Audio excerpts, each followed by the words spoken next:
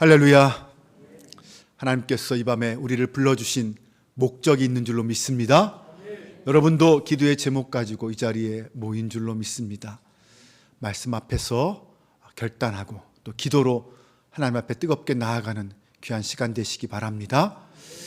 오늘 본문은 레위인의 정결 예식에 대해서 이야기하고 있습니다. 레위인 하면 어떤 사람들입니까?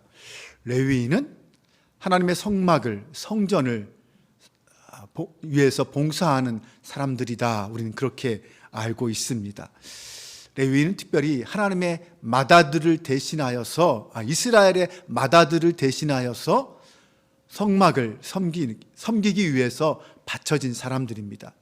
레위인이 어떤 사람인가에 대해서 민수기 3장에서는 이런 말을 합니다. 여호와께서 모세에게 말씀하여 이르시되 보라, 내가 이스라엘 자손 중에서 레위인을 택하여 이스라엘 자손 중에 태를 열어 태어난 모든 자를 대신하게 하였은즉 레위인은 내 것이라. 처음 태어난 자는 다 내 것임은 내가 애굽 땅에서 그 처음 태어난 자를 다 죽이던 날에 이스라엘의 처음 태어난 자는 사람이나 짐승을 다 거룩하게 구별하였음이니 그들은 내 것이 될 것임이니라. 나는 여호와니라. 민수기 3장 45절에서는 이렇게 말합니다. 이스라엘 자손 중 모든 처음 태어난 자 대신에 레위인을 취하고 또 그들의 가축 대신에 레위인의 가축을 취하라. 레위인은 내 것이라. 나는 여호와니라. 8장 16절 이하를 보면 그들은 이스라엘 자손 중에서 내게 온전히 드린 바 된 자라. 이스라엘 자손 중 모든 초태생 곧 모든 처음 태어난 자 대신 내가 그들을 취하였나니 이스라엘 자손 중에 처음 태어난 것은 사람이든지 짐승이든지 다 내게 속하였음은 내가 애굽 땅에서 모든 처음 태어난 자를 치던 날에 그들을 내게 구별하였음이라. 그러므로 내가 이스라엘 자손 중 모든 처음 태어난 자 대신 레위인을 취하였음이니라. 이 내용들을 읽어보면 어떤 말입니까? 요약하면 이런 겁니다. 출애굽 당시에 10번째 재앙으로 어떤 재앙이 있었습니까? 장자를 치는 재앙이 있었습니다. 그 장자를 치는 재앙 때문에 애굽 땅에 있는 모든 짐승과 사람을 막론하고 첫 태생, 장자는 다 죽임을 당했습니다. 하지만 죽임을 당하지 않은 가정들이 있었죠. 네, 어린 양을 잡아서 문설주에 그 피를 바른 사람들, 이스라엘 백성들의 가정은 하나님의 사자가 담을 넘었습니다. 그래서 유월절이라고 하죠. 네, 그것이 어떤 의미냐? 즉 하나님에 의해서 모든 초태생이 죽어야 하는데, 장자들이 죽어야 하는데 하나님의 은혜를 입어서 이스라엘 백성들은 장자들이 죽지 않았습니다. 그래서 이제 그 장자는 하나님의 것이다, 하나님께 드림받은 사람들이다 라고 표현하고 있습니다. 그런데 하나님께서 그들을 다 받으실 수 없으니까 레위인을 장자 대신에 받겠다라고 말씀합니다. 네, 그래서 레위인이 이제 이스라엘의 맏아들을 대신해서 하나님께 바쳐진 자, 하나님의 소유가 되었다라는 것입니다. 레위인은 그렇게 해서 하나님을 섬기는 자들로 선택받았습니다. 그런데 왜 하필 레위 지파일까요? 왜 레위 사람들입니까? 네, 다른 지파도 또 많이 있는데 왜 굳이 레위 지파가 그렇게 이스라엘의 맏아들을 대신해서 하나님의 것이 되는 지파가 될 수 있었을까요? 그것은 출애굽기 32장의 사건 때문입니다. 출애굽기 32장을 보면 모세가 시내산에 올라가 있는 동안에 이스라엘 백성들이 아론을 통하여 금송아지 우상을 만들어 놓습니다. 그리고 그 앞에서 절하고 제사를 드리면서 이 금송아지가 우리를 애굽 땅에서 인도하여 낸 하나님이다 라고 말하면서 우상을 섬기고 하나님을 배신하는 엄청난 폐악을 저지릅니다. 그것을 보신 하나님께서 진노하시죠. 그래서 모세에게 그들을 싹 다 진멸해버리고 모세, 너를 통하여 큰 나라를 세우겠다 이렇게 말씀하십니다. 하지만 모세는 하나님 고정하세요. 하나님이 아브라함과 이삭을 통하여 하신 약속이 있지 않습니까? 그 약속을 생각하시고 이스라엘을 용서해 주세요. 그래서 하나님이 그 모세의 요청을 듣고 이스라엘에게 화를 내리지 않으셨습니다. 그리고 모세가 내려와 보니까 여전히 그들이 금송아지 앞에서 춤을 추며 축제를 벌이고 제사를 드리고 있습니다. 모세가 화가 나서 하나님께 받아온 십계명 돌판을 산 밑으로 던져 버립니다. 그리고는 아론과 이스라엘 백성들을 책망하고 모세가 진 문 앞에 서서 이렇게 외칩니다. 누구든지 여호와의 편에 있는 자는 내게로 와라. 지금 이스라엘 백성들이 금송아지 앞에서 금송아지를 하나님이라고 섬기고 제사를 드리고 있고 축제를 벌이고 먹고 마시고 있습니다. 그들 앞에 너희가 여호와의 편에 있는 자는 누구든지 내게로 오라. 그 말은 뭐예요? 너희들 하나님 편에 설래, 금송아지 편에 설래 라는 거잖아요. 그때 레위 자손만이 모세의 편에 섭니다. 그날 모세는 그 레위 자손에게 칼을 쥐어주고 방자한 백성을 죽이라고 합니다. 그때 3,000명의 백성들이 죽임을 당합니다. 그로 인해 모세는 모세의 명에 의해서 자기의 형제들을 죽인 그 레위인들을 향하여 축복해 줍니다.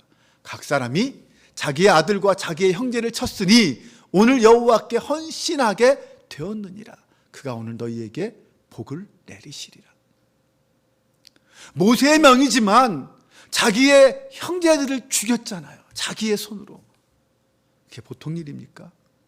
정말 하기 힘든 일이었어요.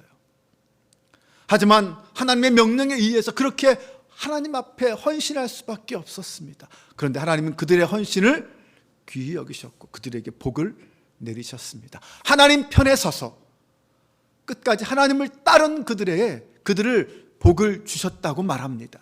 이 사건을 통해서 레위 지파는 하나님께 헌신하는 지파, 하나님께 복을 받은 지파가 되었습니다. 그들은 하나님을 위해 헌신하는 자로 따로 구별되었습니다. 그래서 하나님은 그 지파를 제사장 아론에게 맡기고 제사장 앞에서 시종 들게 하고 회막의 모든 기구를 맡아 지키며 회막에서 봉사하게 하였습니다. 그래서 레위 지파가 성막을 봉사하고 지키는 지파가 되었던 것입니다. 이제 하나님의 명령에 따라서 레위인들은 이제 하나님을 섬기고 직접 성막을 섬기게 되었습니다. 그런데 먼저 그들은 그렇게 성막을 다 지었고 이제 성막을 본격적으로 운영해야 하는데 그 성막에서 봉사하기 전에, 성막을 섬기는 일을 하기 전에 먼저 그들이 하나님 앞에 깨끗하게 되는, 정결하게 되는 의식을 해야 했습니다. 거룩한 성막을 섬기기 위해서는 그들도 정결한 사람이 되어야 했기 때문입니다. 오늘 5절에서 13절은 바로 그 정결의식을 설명하고 있습니다. 먼저 그들은 무엇보다 성결해야 했습니다. 하나님 앞에서 봉사의 일을 하기 전에 먼저 하나님 앞에 거룩한 존재로 드려져야 했다는 것입니다. 이 레위인의 정결은 성막의 모든 사역을 좌지우지할 수 있는 일입니다. 하나님 앞에 드려지는 제물이 흠이 없이 정결해야 하지만 그렇지만 그럼에도 불구하고 또한 그 제사를 돕는 레위인들이 부정하다면 결국 그 제사는 온전히 드려질 수 없을 것입니다. 그래서 제사를 직접 집행하고 돕는 그 레위인도 정결해야만 했다는 것입니다. 그래서 먼저 제사를 시작하기 전에, 성막의 일을 본격적으로 하기 전에 그 레위인들의 정결 예식을 한 것입니다. 하나님의 부르심에는 반드시 그 목적이 있습니다. 레위인은 이스라엘의 모든 장자를 대신하는 존재였고 하나님께만 봉사하는 사람들이었습니다.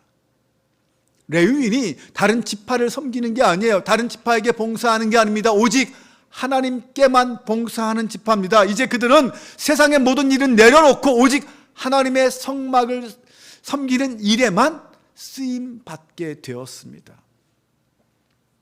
그들을 위한 정결 예식을 보면 먼저 속죄의 물을 그들의 몸에 뿌립니다. 그리고는 전신의 털을 삭도로 다 깨끗하게 밉니다. 세 번째는 옷을 깨끗하게 빨았습니다. 이런 행위를 보면 정말 머리끝에서 발끝까지, 겉부터 속까지 완전히 정결해야 된다라는 것을 알 수 있습니다. 정결이란 전체의 정결을 말합니다. 일부분만 부정해도 부정한 것입니다. 무슨 뜻입니까? 부분적인 정결은 정결이 아니라는 거예요. 깨끗하다, 거룩하다라는 것은 온전함, 깨끗함, 온전함, 정결을 말하는 것입니다. 여러분, 우리가 하나님 앞에 순종할 때도 마찬가지입니다. 순종도 일부분만 순종하면 순종이 아닙니다. 하나님은 우리에게 전부를 원하십니다. 그렇게 정결 예식을 하고 나서 이제 제사를 드리는데, 번제로 수송아지 한 마리를 드리고, 소제로 기름 섞은 고운 가루를 드리고, 속죄제로 수송아지 한 마리를 드립니다. 번제를 통해서는 온전한 헌신을 고백합니다. 소제를 통해서는 하나님 앞에 충성한다, 그리고 감사를 고백하고, 속죄제를 통해서는 죄를 속함으로 이제 하나님과 친밀한 관계가 만들어졌다라는 것을 의미합니다. 그런데 그렇게 제사를 드리기 전에 또 한 가지 먼저 한 행위가 있습니다. 레위인들을 앞에 딱 세워놓은 다음에 이스라엘 대표들이 나와서 이스라엘의 모든 장자를 대신하여 그들에게 안수하였습니다. 이 안수는 레위인이 이스라엘의 장자를 대표해서 하나님께 드려졌다라는 것을 표현하는 상징이었습니다. 그러고 나서 제사를 드렸습니다. 그때 제사를 드릴 때 레위인을 아론과 그의 아들들 앞에 세우는 다음에 그들에게 여호와 앞에 요제로 드렸습니다. 요제로 드리게 했습니다. 본래 요제는 어떤 것이냐면, 화목제를 드릴 때 제물 중 가슴 부위를 취해서 하나님 앞에 흔들어서 하나님께 드리는 그런 것을 요제라고 합니다. 그 의식을 한 다음에는 그 가슴 부위는 제사장의 소유가 몫으로 주어졌습니다. 그런데 본문에서 요제로 드린 것은 짐승이 아니었습니다. 제물이 아니었습니다. 사람이에요. 사람을, 그것도 레위인을 요제로 드렸습니다. 요제는 번제물이 이제 하나님의 것이 되었다라는 것을 선포하는 것입니다. 그러므로 레위인을 요제로 드렸다는 것은 이제 레위인은 하나님의 것이 되었습니다라는 것을 말하는 것이죠. 하나님께 바쳐졌다라는 것을 상징하는 것입니다. 이제 레위인은 하나님의 것이 되었기에 오직 하나님을 위해서만 살아야 하고 하나님의 일만 하는 존재가 되어야 합니다. 이것은 죄의 문제가 먼저 온전히 해결되어야 하나님을 섬기는 자가 될 수 있다라는 것을 의미합니다. 제사를 통해서 제물뿐만 아니라 레위인 자체를 하나님 앞에 요제로 드림으로 그들의 죄가 제물로 인해서 깨끗하게 씻어진 바 되었다면, 이제 그들 자신이 하나님 앞에 온전히 드려진 제물을 산 제물이 되어서 하나님께 바쳐진 존재가 되었습니다. 그리고 나서야 그들이 비로소 성막의 일을 시작할 수 있었습니다. 현대에는 어쩌면 목회자들이 그런 사람일 수 있습니다. 선교사님들도 그런 분이라고 할 수 있죠. 그런데 바울은 목회자만 그런 사람이라고 말하지 않았습니다. 모든 사람이 하나님 앞에 드려진 제물이라고 말했습니다. 로마서 12장 1, 2절을 보면, 그러므로 형제들아, 내가 하나님의 모든 자비하심으로 너희를 권하노니 너희 몸을 하나님이 기뻐하시는 거룩한 산 제물로 드리라. 이는 너희가 드릴 영적 예배니라. 너희는 이 세대를 본받지 말고 오직 마음을 새롭게 함으로 변화를 받아 하나님의 선하시고 기뻐하시고 온전하신 뜻이 무엇인지 분별하도록 하라. 바울은 분명히 말합니다. 너희 몸을 하나님이 기뻐하시는 거룩한 산 제물로 드려라. 네, 우리는 하나님 앞에 거룩한 제물로 드려진 존재입니다. 우리도 하나님 앞에 요제로 드려진 하나님의 소유라는 말입니다. 베드로는 이렇게 말했습니다. 베드로전서 2장 9절에서 왕같은 제사장이다. 우리를 향하여 왕같은 제사장이라고 선포했습니다. 네, 레위인은 항상 하나님 앞에 서 있는 존재입니다. 마찬가지로 오늘 우리 그리스도인들도 매일매일 하나님 앞에 서 있는 존재입니다. 내가 하나님 앞에 제물로 드려진 존재로 산다라는 것은 내가 오늘도 하나님 앞에 코람데오의 마음으로 산다라는 것을 의미합니다. 신분이 제사장이 되었음에도 불구하고 삶은 여전히 하나님 앞에 있지 못하다면 세상 사람들은 그런 우리를 보고 살아계신 하나님을 만나지 못할 것입니다. 우리가 하나님 앞에 서 있다는 이 마음을 갖지 못하면 우리는 결코 거룩한 삶을 살아갈 수 없습니다. 레위인이 여호와 앞에서 제물로 드려졌듯이 우리도 매일 날마다 하나님 앞에 거룩한 산 제물로 드려지는 존재다. 그래서 우리는 매일 하나님의 소유, 하나님의 것이다 라고 믿으시기 바랍니다. 레위인의 존재 목적은 오직 하나님입니다. 하나님을 위해서 하나님과 함께 봉사하는 거죠. 그들은 하나님의 소유이고 성막의 모든 기물을 관리하고 운반하는 일을 맡았습니다. 그래서 하나님께서 레위인을 요제로 받으시고 그들로 하여금 하나님의 회막에서 봉사하게 한 것입니다. 그런데 하나님이 그렇게 일을 시키시는 과정이 순서가 있습니다. 하나님께서는 일을 먼저 시키고 나중에 그들을 따로 구별하지 않으셨습니다. 먼저 그들을 구별하여 세우시고 그 다음에 그들에게 일을 맡기셨습니다. 이것이 하나님이 지금도 일하시는 방법입니다. 먼저 구원하여 주시고 그리고 그에게 그 다음에 사명을 맡기십니다. 구원받지 못한 사람이 있다면, 아직 구원의 확신이 없고 거듭나지 못한 사람이라면 아직 하나님의 일을 감당할 준비가 되지 않은 것입니다. 하나님은 그를 그렇게 사용하지 않으십니다. 때때로 우리가 반대로 일을 진행하는 모습들이 있습니다. 교회에서 보면 교회에는 일꾼들이 많이 없잖아요.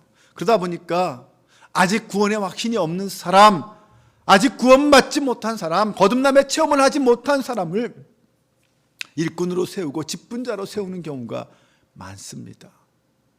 그것은 보면 당시에는 당장 부족한 일꾼을 채우는 것 같아 좋아 보일 수 있지만 실제로는 교회에 악영향을 끼칠 수가 있습니다. 하나님의 일을 하는 사람은 반드시 먼저 구별되고 구원받은, 구원의 확신이 있는 사람이어야 합니다. 하나님이 일을 먼저 하지 않게 하고 먼저 구별하십니다. 구별하시고 난 다음에 그들에게 일을 맡기셨다라는 것.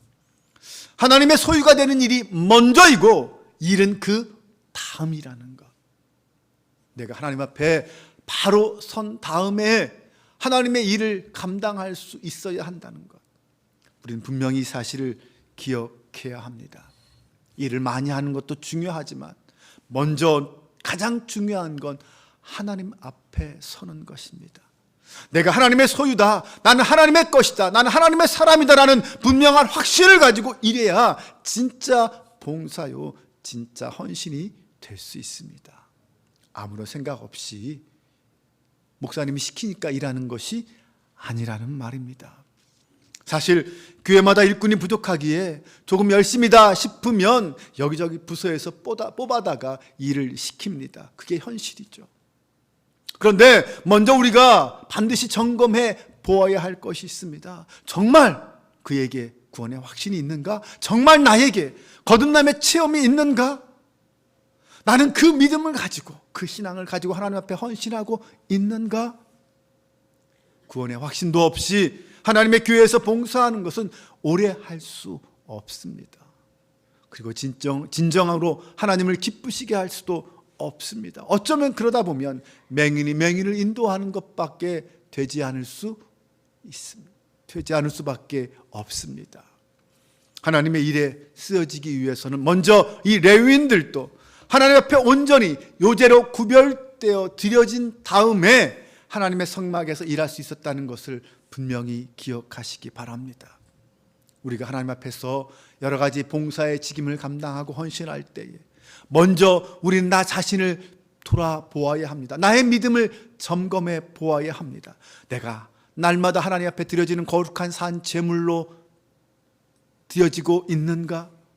그리고 스스로 나는 날마다 하나님 앞에 거룩한 산 제물로 드려집니다 라는 결단을 하고 있는가? 그 결단과 그 고백 속에서 우리가 하나님께서 우리에게 주신 사명들을 감당해야 할 것입니다. 하나님께 속한 자는 하나님께 순종하고 하나님을 위해서 일합니다. 하나님을 위해서 헌신합니다. 이것이 하나님의 백성입니다. 2023년을 시작하면서 우리에게도 또 다른 사명의 일들이 주어졌습니다. 하나님께 속한 자로서 날마다 거룩한 산 제물 되어서 믿음으로 순종의 제물 되어 하나님 앞에 나아갈 수 있는 저와 여러분 되시기를 주님의 이름으로 축원합니다. 기도하겠습니다. 하나님,